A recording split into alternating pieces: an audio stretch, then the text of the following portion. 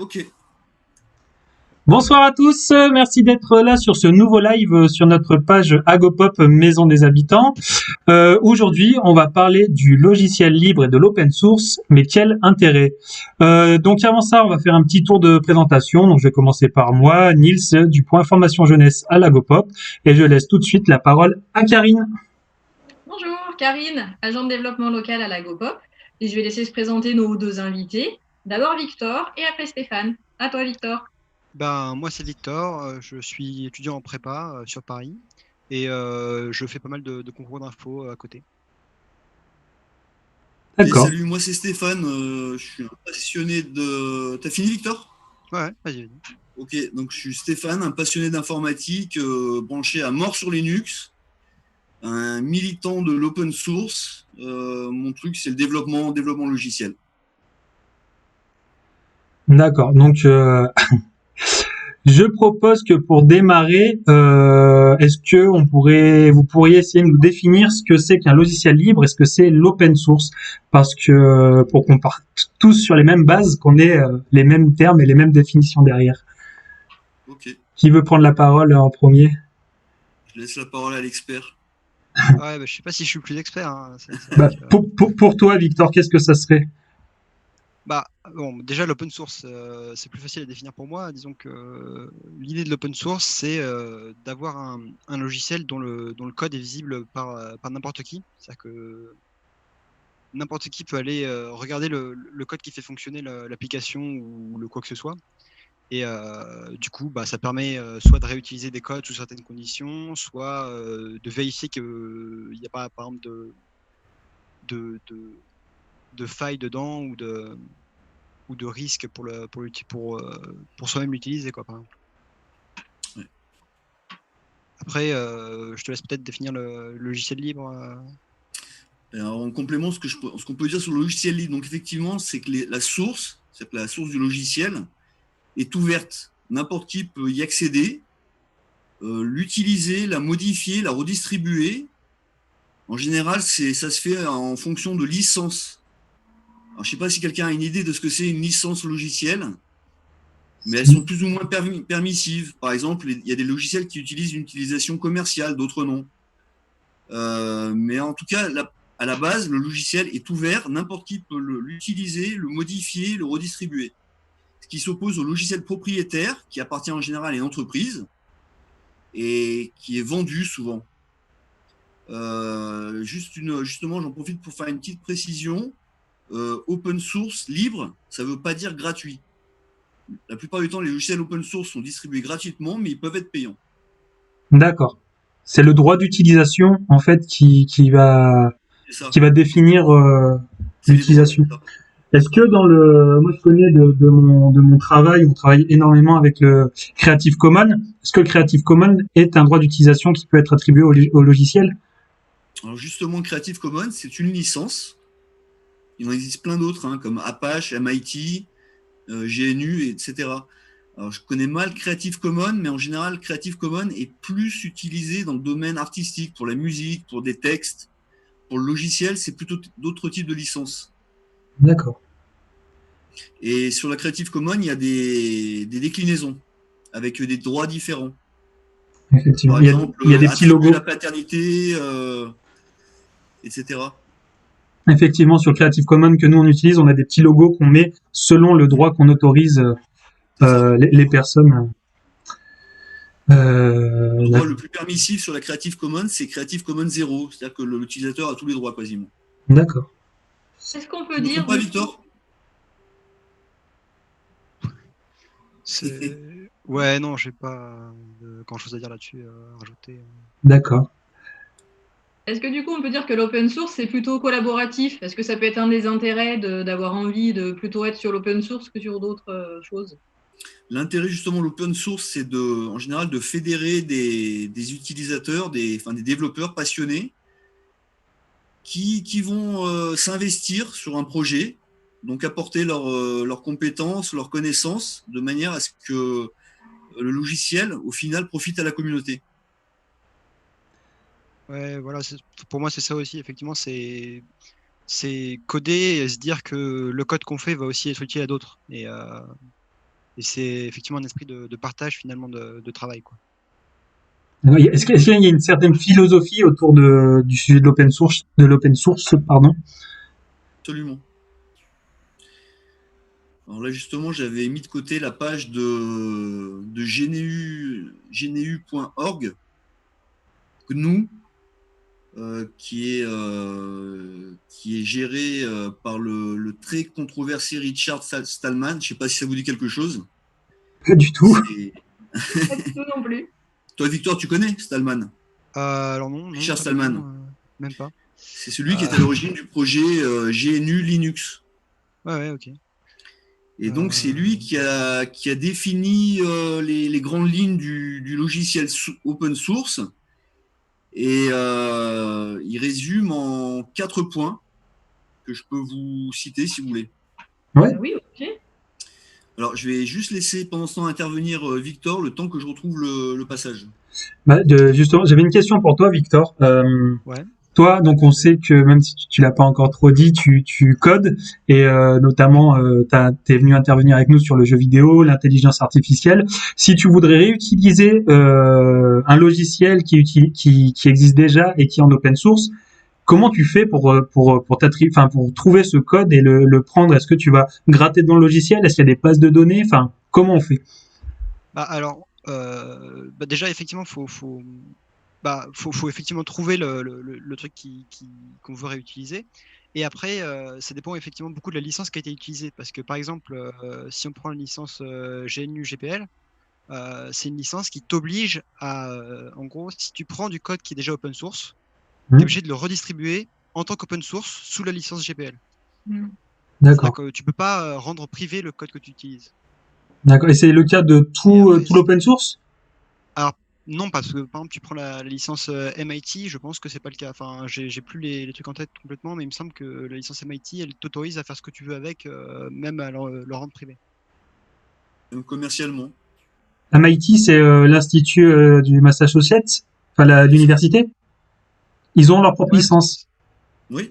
D'accord. Ouais, mais qui est utilisée par tout le monde. Tu peux créer une licence si tu veux. Hein. Tu as tout à fait le droit de créer ta licence. D'accord. C'est qu'en fait, c'est des licences qui ont été créées par ces organismes-là, mais qui servent à tout le monde parce qu'elles sont, disons qu'elles sont bien carrées parce que c'est des gros organismes qui les ont fait, et donc du coup, on sait qu'elles sont sûres et qu'on peut les utiliser. Elles sont populaires. Voilà. Ah oui, ok. D'accord. Et est-ce qu'il y a des licences phares plus que d'autres ou pas?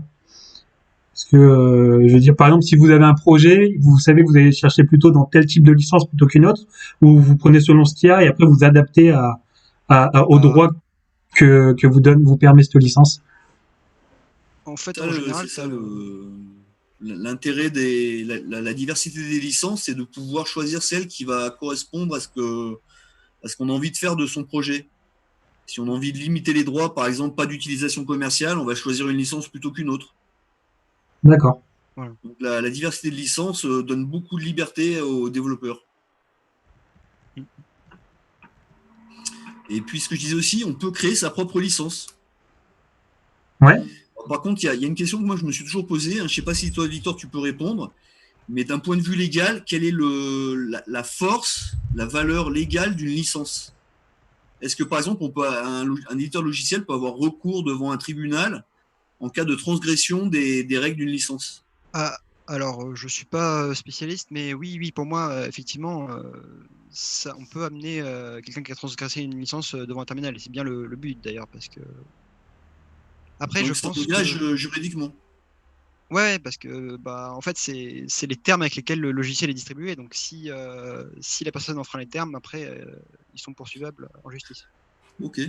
Donc, sinon, pour revenir à ce que je disais tout à l'heure, là, j'ai retrouvé les 4 grands principes définis par Richard Stallman sur les droits liés au logiciel libre. Donc, les utilisateurs ont la liberté d'exécuter le logiciel, de le copier, de le distribuer, de l'étudier, de le modifier et de l'améliorer. Là-dessus, ça apporte à la communauté à l'échelle mondiale une possibilité d'améliorer n'importe quel logiciel, de le distribuer, d'en faire profiter en fait tout le monde. D'accord. Et Du coup, on peut peut-être partir un peu sur quelques exemples. Juste de logiciels libres. Oui. Par exemple, lequel vous utilisez le plus et pourquoi? Il sert à quoi? Qu'est-ce qu'on peut faire avec du logiciel libre? Est-ce qu'on peut tout faire avec le logiciel libre? Mais je pense que Victor sera d'accord avec moi. À l'heure actuelle, quasiment tout. Ouais. Je pense qu'il y a Ah. quasiment peu de domaines où on soit forcé de passer par un logiciel propriétaire. Bah, enfin après, si, il y a des trucs très spécifiques. Je dirais le jeu vidéo, par exemple. Ah oui. Le jeu vidéo, avant de trouver des jeux vidéo, enfin, il y a quand même relativement très peu de jeux vidéo qui sont libres parce que justement, c'est pas comme ça que le marché fonctionne, quoi.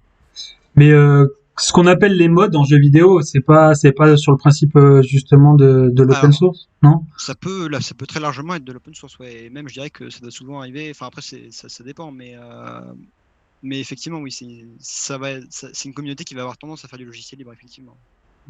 Un des logiciels le plus connu, open source, c'est Linux. C'est un des logiciels les plus utilisés parce qu'il est énormément prisé dans tout ce qui est du domaine des serveurs. Parce que c'est un logiciel très fiable pour ce domaine-là. Ah oui. Plus fiable. Il y a des serveurs que Windows. d'autres. Comment? Plus fiable que d'autres, mais c'est en train d'y répondre que Mac ou OS ou Windows. Alors, je ne sais pas ce que Mac offre comme serveur, mais la plupart des serveurs dans le monde tournent sur Linux. D'accord, je savais pas du tout. Parce qu'avec le temps, ce sont des logiciels éprouvés, fiables et constamment mis à jour, évolués. Et c'est vrai que Linux est quand même beaucoup plus sympathique face à la programmation que Windows, quoi. C'est beaucoup plus. Même pour l'utilisateur qui l'utilise juste comme ça, quoi. Enfin, c'est plus facile d'interfacer les choses, plus customisable aussi. C'est-à-dire que si on veut modifier un petit peu son bureau et des choses comme ça, par exemple. Enfin, parce que par exemple, sous Windows, effectivement, on est bloqué avec un certain bureau, alors que sous Linux, tu as des centaines et des centaines de bureaux que tu peux télécharger et qui marchent tous différemment, avec des comportements vachement différents, différentes manières de lancer les applications, etc. Voilà. On a un très grand sentiment de liberté sous Linux. En fait, on sait qu'on a accès à tout dans le système. Il n'y a rien qui n'est caché, qui est inaccessible. D'accord. Alors que sous Windows, on est contraint par le fabricant à un domaine qui est celui de l'utilisateur dont on ne peut pas sortir. Vous y êtes mis tout seul à Linux? Comment c'est venu? Moi, c'est sous le conseil d'un ami. C'est sous le conseil d'un ami qui voyait que j'étais passionné par l'informatique. Il m'a dit, tu devrais essayer Linux. Et j'en avais vaguement entendu parler. J'ai dit OK. Donc j'ai fait un premier essai qui s'est avéré très douloureux. J'y ai renoncé pendant quelques temps. Et puis après quelques temps que j'étais un peu plus à l'aise, je m'y suis remis. Et une fois que je suis rentré dedans, je ne suis plus jamais revenu en arrière. Et toi, Victor, ça te faisait sourire? C'est un peu pareil. Hein. C'est que j'en ai entendu parler et j'ai galéré à l'installer. Et puis après, effectivement, une fois qu'on y a goûté, on lâche plus, quoi, parce qu'en fait, c'est beaucoup plus permissif, quoi, que Windows. Alors, si en plus là-dessus, il y a la question une question qui va, je pense, de nos jours peut intéresser beaucoup de gens, c'est la question de la vie privée. Ouais. Linux ne collecte pas de données, sauf des données techniques dans le but d'améliorer le logiciel, mais c'est anonyme. Voilà. Alors que des logiciels comme Windows ou Mac font du profilage des utilisateurs pour des fins, je vous laisse imaginer, que ce soit commercial ou pire. On peut aussi parler de Signal et WhatsApp aussi par rapport à ce point-là, parce que par exemple, Signal et WhatsApp, c'est deux applications qui font plus ou moins la même chose, à la différence près que Signal c'est open source et que WhatsApp ça l'est pas. Ce qui fait que WhatsApp on sait pas trop ce que ça fait. Et que Signal, par contre, on est sûr que effectivement l'encryption des messages elle se fait bien, que personne ne pourra aller voler les données et que nos messages sont sécurisés, quoi. Oui, c'est très intéressant ça. Moi, je voudrais juste dire deux choses. Déjà, parmi les gens qui nous regardent, si vous avez des questions à poser, n'hésitez pas à nous les mettre en commentaire. On sera un plaisir de les relayer à Stéphane et Victor. Et je voudrais juste revenir sur une chose. On a un peu abordé la question de l'intérêt, notamment sur le côté collaboratif. Mais quel autre intérêt il y aurait pour une entreprise ou un particulier de créer quelque chose et de le laisser accessible? Enfin, aujourd'hui, c'est quelque chose qui peut paraître assez fou, enfin presque altruiste, quoi, de dire je crée quelque chose et allez-y, servez-vous. Voilà. Pourquoi on fait ça? Bah, en fait, je pense que c'est par générosité, effectivement. C'est qu'on a. Enfin, typiquement, moi, j'ai fait. Enfin, il y a pas mal de projets que j'ai publiés comme ça avec une licence open source parce que je perds rien à le publier et je me dis qu'il y a potentiellement des gens qui vont pouvoir la réutiliser et voilà. C'est-à-dire que c'est vraiment en fait finalement enfin, c'est une communauté qui est là pour se dire bah, j'ai déjà fait le travail pour moi, bah, du coup je l'offre aux autres. C'est-à-dire que c'est un peu de se dire bah, puisque j'ai fait le travail, autant l'offrir aux autres. Et après aussi, il y a des grosses communautés qui se rassemblent pour faire des choses open source parce que c'est des projets qui peuvent pas être faits tout seuls et qu'ils veulent pas non plus. Ah oui, Là-dessus, donc en plus, Enfin, voilà. je peux ça ajouter permet de là, fédérer des gens. sur les projets comme ça qui ont du succès, en plus, il est possible d'obtenir comment dire, de profiter d'un mécénat, des gens qui vont investir, qui vont soutenir des équipes de développeurs, parce que bon, ils ont des retombées publicitaires et autres, ils peuvent bénéficier eux-mêmes du logiciel, et donc souvent des équipes de développement sont soutenues, comme par exemple l'équipe qui développe le logiciel Python, Python qui est un langage de programmation. Sont soutenus. Il y a une fondation, ils récoltent des fonds, soit des utilisateurs, soit d'entreprises, et ça permet de salarier des gens. D'accord. On peut aussi parler de LibreOffice parce que c'est quand même quelque chose qui est vachement Ah, utilisé. ça j'utilise. Oui, Voilà. Et on effectivement, connaît. c'est quelque chose qui marche principalement avec des dons, quoi. Une alternative à À Office, Word. Ouais. Microsoft Office. Donc, Si je me tu trompe pas, sais c'est un peu ça. comment ça a été créé, du coup, Victor? OpenOffice Alors non, j'ai pas l'histoire comme ça, mais voilà, enfin, c'est quelque chose qui est gratuit, c'est quelque chose qui est open source, donc forcément c'est. Bah, au départ, à mon avis, c'est des gens qui clairement étaient juste bénévoles et qui se sont dit ça serait cool de faire un traitement de texte qui soit libre. Mhm. Et maintenant, effectivement, il y a quand même toute une base de développeurs qui travaillent dessus. Et à mon avis, ça marche qu'avec le don, Ouais. que le don des personnels qui Puis Dans la c'est même, pour ce genre de projet, quoi. c'est vrai que Open Office, LibreOffice, c'est énorme parce que moi j'en ai une utilisation professionnelle et je pense utiliser une bonne partie des capacités du logiciel, notamment avec toutes les tables, les macros, etc. Et quand j'ai besoin d'une info, c'est vrai que je vais sur Internet et je tombe sur beaucoup de forums où les gens parlent de ce qui va être développé, etc. Et c'est vrai que maintenant vous dites, on se rend compte qu'en fait, il y a des gens derrière qui saisissent de tout ce qui remonte et qui reprogramment des choses. Pareil aussi beaucoup sur les dictionnaires grammaticaux, orthographiques, etc., qui sont développés. Il y en a plusieurs qui existent par des particuliers qui, enfin, ouais, c'est un peu, j'ai l'impression un peu l'esprit Wikipédia quelque part où tout le monde contribue à un même projet pour que tout le monde en profite et ça c'est vraiment génial.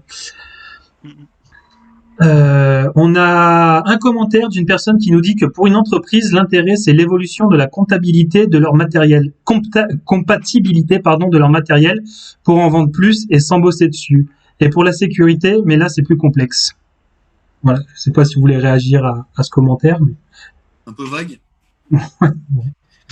Mais par contre, pour les entreprises, il y a un point qui peut certainement les intéresser, c'est le coût. Le logiciel libre est gratuit. Alors, dans l'entreprise, il peut y avoir des conditions, hein, vu que ça dépend des licences. Voilà, parce que si on se retrouve bloqué avec une licence qui oblige à republier sous licence libre, ça peut être hautement problématique pour une entreprise. Oui. Parce que ça veut dire qu'elle peut plus vendre son produit après, quoi. C'est ça. Non, mais je pense par exemple en bureautique, une entreprise qui veut installer Office sur tous les ordinateurs de ses employés, ça va leur éviter de dépenser une fortune en licence auprès de Microsoft. Ça fait complètement une économie, c'est vrai. Pour un logiciel qui est largement équivalent. Oui. Qui est équivalent. On parle aussi beaucoup de GIMP en équivalence à Photoshop. Après, je connais pas Photoshop pour utiliser GIMP. Est-ce que, pareil, de ce côté-là, on est sur un logiciel équivalent quasiment? Quand on a une utilisation quasi professionnelle de Photoshop, c'est quand même difficile de se satisfaire de GIMP. Mais on peut quand même aller loin avec GIMP. D'accord. Donc Serge qui a commenté tout à l'heure dit vague, 3 petits points, tout ce qui est domotique déjà au niveau donc de l'open source. Moi, ça, c'est un domaine que je maîtrise pas du tout. D'accord. Et sur lequel on va aller de plus en plus, je pense aujourd'hui avec l'évolution aussi des choses. J'avais une autre question qui vient de m'échapper. Je sais pas si Karine, toi, Non, mais peut-être continuer à parler un peu de pratique. Bah ça m'est revenu, c'était ça justement. C'était Ouais, dans un cadre professionnel, puis après on pourra voir peut-être plus personnel, mais dans un cadre professionnel, quels sont les outils en open source qui existent, que vous connaissez vous, qui demain ceux qui nous écoutent pourraient télécharger pour leur boulot et dire, je pense notamment à la suite Frama. Est-ce que là-dessus est-ce qu'on est sur l'open source? Je suis pas sûr, on est sur. Enfin voilà, je vous laisse. il me semble que chez Framasoft, ils font la promotion uniquement de logiciels open source. Hein. Il me semblait, oui. Il me semble bien. Je pense pas qu'ils promotionnent de logiciels propriétaires. D'accord. D'ailleurs, c'est des militants hein, chez Framasoft. Hein. Ils proposent même des alternatives à Facebook, à ce genre de domaine. Et est-ce que ça marche? Est-ce qu'on a des grosses communautés autour je sais pas, d'un réseau social qui serait libre et open source? Alors, il y a un système alternatif à Facebook qui s'appelle Diaspora. Sa particularité, c'est que c'est décentralisé. Je ne sais pas si c'est le terme exact, hein, mais chacun peut installer le logiciel sur son propre serveur et créer son propre réseau social. D'accord. Ah, oui. Oui, moi j'étais en formation la semaine dernière et les CMA, ils ont créé un outil collaboratif de cet aspect-là qui s'appelle Zoorit. Et effectivement, c'est eux qui l'hébergent et c'est eux qui le développent. Et j'ai l'impression qu'il y en a de plus en plus qui créent leur propre outil, mais peut-être qu'ils partent de l'open source au départ. Je ne connais pas le projet dont tu parles, mais oui, probablement. Et si vous voulez continuer sur les alternatives, on peut aborder tout un tas de domaines, hein, que ce soit de la musique, l'infographie. Ah bah allons-y, ouais, avec plaisir. La robotique, l'intelligence artificielle, c'est sans fin. Et est-ce que dans c'est peut-être très bête comme question ce que je vais poser, mais est-ce que dans à la base le code informatique est aussi libre? C'est-à-dire? Est-ce que par exemple si demain, je sais pas, est-ce que dans tous les codes qui existent, le C, C++, le Python, le Java, est-ce qu'il y a des codes qui appartiennent à des gens qu'on peut pas utiliser comme on veut, ou tout ce que je voudrais moi coder en Java par exemple, j'ai le droit de l'utiliser et de le rendre libre et l'ouvrir à tous? Alors, je pense qu'il y a des langages de programmation qui ne sont pas libres d'utilisation effectivement et qui sont potentiellement payants. Ouais. C'est ça. Mais après, effectivement, les langages les plus connus sont quand même libres d'utilisation. Parce que je voudrais pas dire de bêtises aussi. On peut trouver un langage, c'est un ensemble de spécifications. Mais après, ce qui transforme le code source en logiciel, c'est un compilateur ou un interpréteur. Et là, on peut trouver des compilateurs payants. D'accord. Soit parce qu'ils sont meilleurs que d'autres et donc du coup ils peuvent se permettre d'être payants, soit parce que c'est des langages très spécifiques qui sont proposés par une société. Pour des niches. Voilà. Ouais. D'accord. Mais bon, comme vous le disiez au début, libre, ça ne veut pas dire gratuit. Tout à fait. Voilà. Après, de manière générale, si quand même, mais il y a des exceptions, quoi. D'accord. C'est plutôt exceptionnel en fait quand il y a un coût. Oui. Ouais. Ok. Et est-ce qu'on peut naviguer sur Internet avec des logiciels libres et sur des sites libres? Et est-ce que est-ce qu'il y a des navigateurs libres? Et lesquels? Firefox, un des plus connus, qui est un logiciel open source. D'accord. D'ailleurs, sur le web, il me semble que WordPress, c'est libre, non?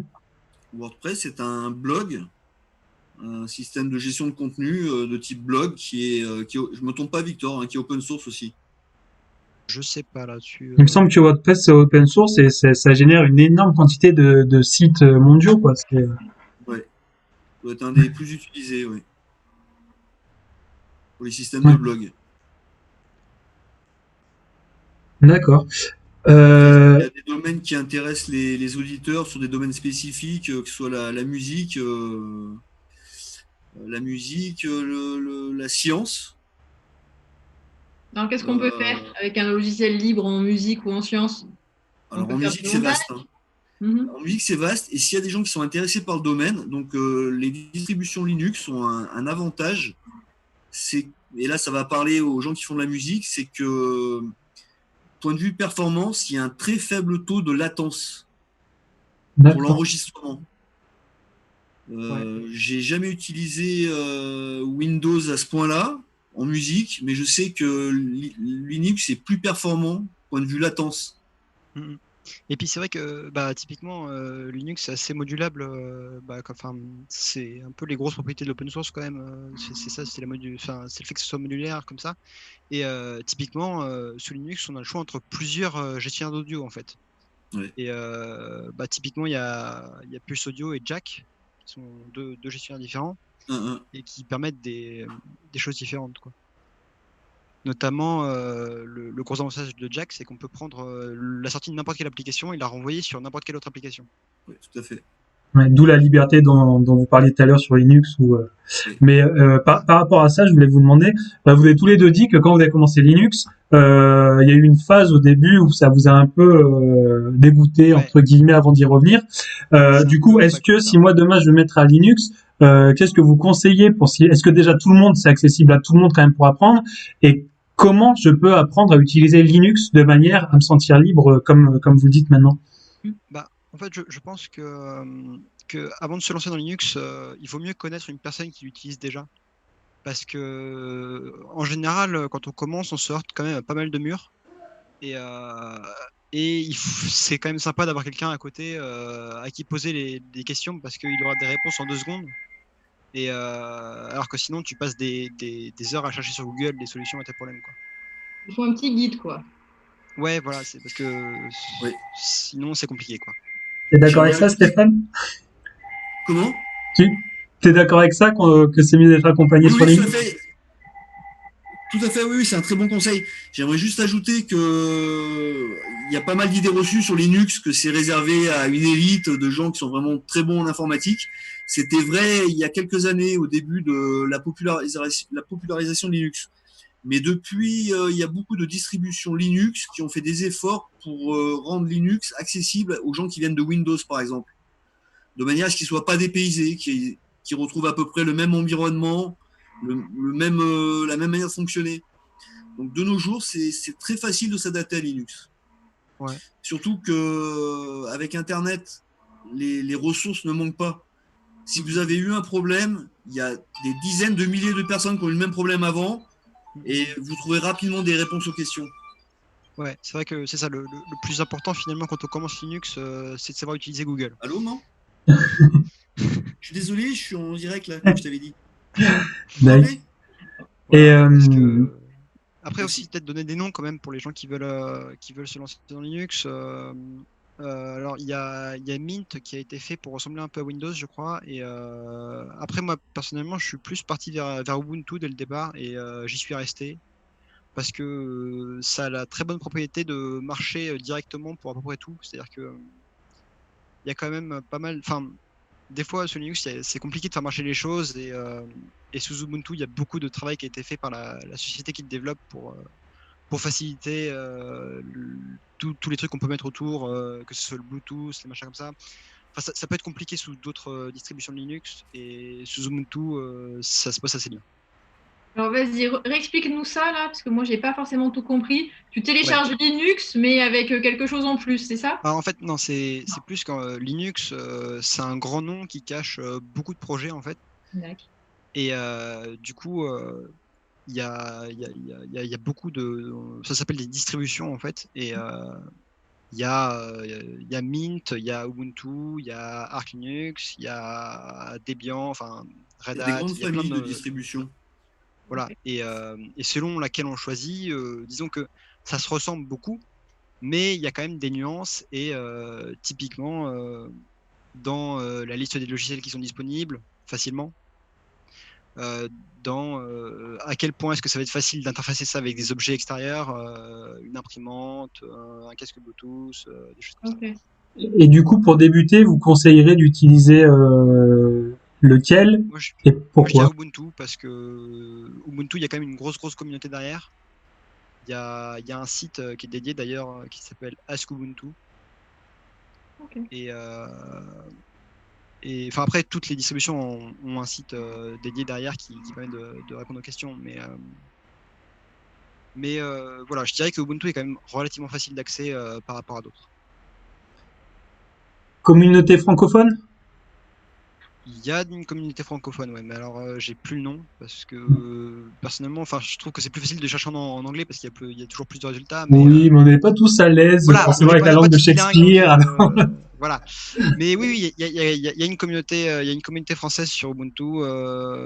C'est peut-être ubuntu.fr, je sais plus. Il y a Oui, même des groupes de ça rencontres. se trouve. Je pourrais chercher rapidement. Pardon, Stéphane, tu disais? Il y a des groupes de rencontres. Il est possible, Ouais, dans aussi, certaines oui. villes, de se rencontrer entre utilisateurs pour les débutants, par exemple, pour se faire aider. D'accord. Ah oui, pratique. Voilà. J'ai retrouvé le site, c'est ubuntu-fr.org. D'accord. Parfait.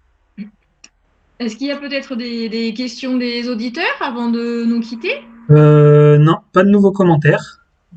Après, on va arriver au bout de la demi-heure. Bah peut-être Victor, Stéphane, est-ce que vous avez une dernière chose à nous dire? Alors c'est vrai que c'est assez frustrant parce que moi j'ai plein de questions, je pourrais continuer à parler avec vous comme ça pendant encore une bonne demi-heure, je pense largement. Mais on en fera peut-être un deuxième du coup sur le sujet. Mais pour finir, ouais, est-ce que comment vous clôturez ce temps d'échange? Qu'est-ce que vous nous diriez pour nous... Je dirais à ceux qui hésitent de tenter le coup. Vous n'avez pas grand-chose à perdre. L'intérêt de Linux, c'est que vous pouvez l'essayer sans l'installer sur votre ordinateur. C'est ce qu'on appelle en général une image live. Il suffit de le graver sur un CD, DVD ou une clé USB, de booter dessus. Donc ça va être chargé dans la mémoire. Vous l'essayez. Si ça vous plaît, vous pouvez l'installer. Et en plus, Linux, qui est bien fait, va avoir l'attitude d'un gentleman. Il va vous proposer soit d'effacer Windows, soit de l'installer à côté de Windows. Donc vous pouvez conserver les deux et au démarrage de l'ordinateur, vous choisissez sur quel système vous voulez démarrer. Démarrer. D'accord. Ah, c'est Ça pratique. coûte pas grand-chose, ça peut permettre d'essayer Linux, de se faire une idée et éventuellement plus tard de franchir le pas. C'est-à-dire d'effacer directement et définitivement Windows. Et Alors, après, je présente Bill, si tu nous écoutes. et après, ouais, moi je dirais effectivement que le fait d'installer, enfin de mettre Linux sur une clé USB pour l'installer, ça peut aussi servir, même pas pour l'installer, mais Dépannage. quand des fois on a un ordi qui est complètement en vrac et qui démarre plus, on peut démarrer sur une clé USB Live comme ça et aller récupérer ces documents qui sont sous Windows et c'est quand même pratique. Ah bah ah oui, moi ça me parle. Voilà. Parce que effectivement, ça permet de démarrer sur n'importe quel ordi un Linux et du coup d'aller voir ce qui est récupérable sur ordinateur. Quoi. Ça Récupérer des pourrait données, sauver par pas exemple. mal de monde. Hein. Ouais, Voilà. ça je Et pense après, que c'est un petit c'est vrai tips que- bien sympa. D'ailleurs pour Et la... après, ouais. Non, vas-y. Bah après, voilà, disons que c'est quand même un poil compliqué, je pense, pour la personne qui connaît vraiment pas, mais c'est quand même assez simple. Disons qu'il faut avoir les bons noms. Parce que si tu sais pas où aller chercher pour faire ce genre de manip, c'est compliqué. Ouais. Alors, bah ouais, peut-être que je sais pas, je peux donner.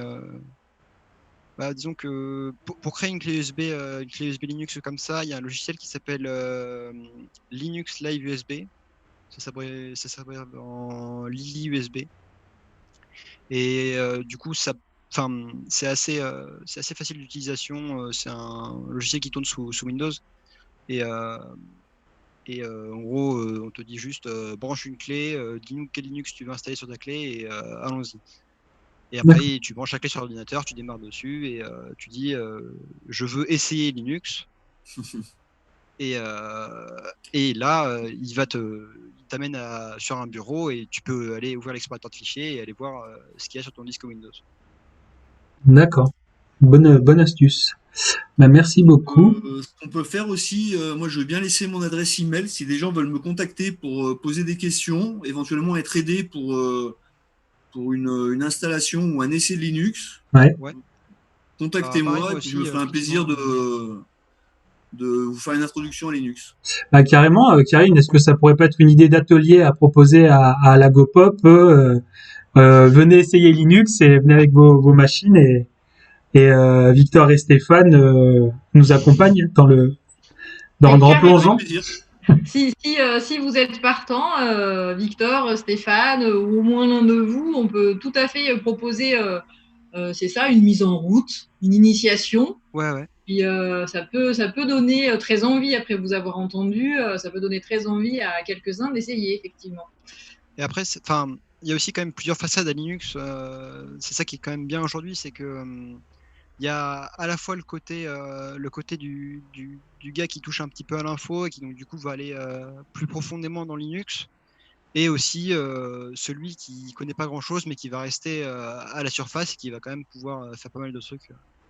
Oui, J'ai l'impression que c'est dans la philosophie de l'open source de s'entraider pour utiliser et après que ça fasse une chaîne. Même si on n'en est pas à modifier les logiciels libres, mais au moins à utiliser.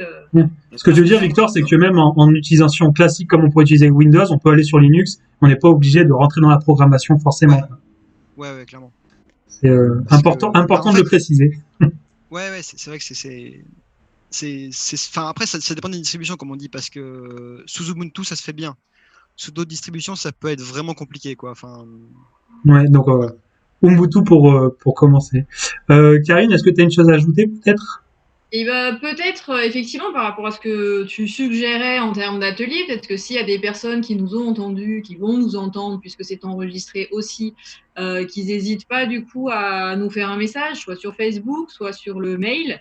Donc, on peut être sur le mail de l'accueil, accueil@agopop.fr, pour nous faire savoir s'il y a des besoins. Comme ça, moi, j'ai les coordonnées.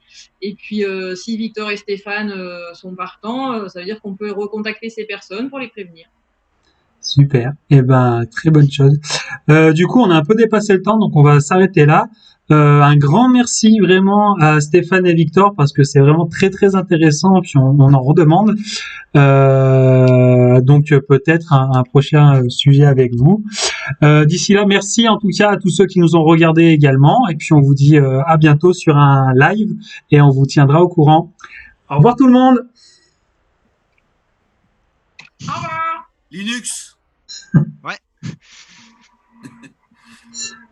Voilà, le live est fini. C'est bon, on est entre nous. C'est bon. C'est bon. Ok. Vous pouvez nous dire vos ressentis. Moi, je me sentais un petit peu trop en live. Il aurait fallu plus de préparation, mais sinon, c'est cool, quoi. Ouais.